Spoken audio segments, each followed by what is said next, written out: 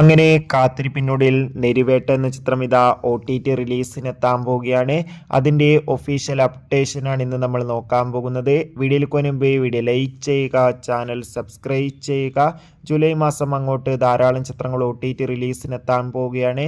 നമ്മുടെ ചാനൽ ഭാഗം പരിശോധിച്ചാൽ ആ വീഡിയോയ്ക്ക് നിങ്ങൾക്ക് കാണാൻ വേണ്ടി സാധിക്കുന്നതായിരിക്കും.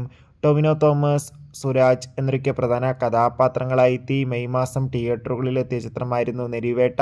അത്യാവശ്യം ഒരു വിജയം ചിത്രത്തിന് സ്വന്തമാക്കാൻ വേണ്ടി സാധിച്ചിട്ടുണ്ടായിരുന്നു. അതുകൊണ്ട് തന്നെ ഏവരുമേറെ ആകാംക്ഷയോടെ നെരിവേട്ട എന്ന ചിത്രത്തിൻ്റെ OTT റിലീസിനായി കാത്തിരിക്കുകയായിരുന്നു. ഫൈനലി ചിത്രത്തിൻ്റെ OTT അവകാശങ്ങളൊക്കെ ഇപ്പോൾ സോണി ലീവ് എന്ന OTT പ്ലാറ്റ്ഫോം സ്വന്തമാക്കിയെന്ന് കൺഫേം ആക്കിയിട്ടുണ്ട്.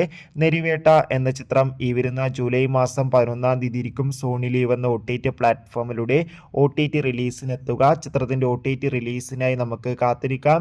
ചിത്രം കണ്ടവരുടെ അഭിപ്രായം കമൻറ്റ് ചെയ്യുക.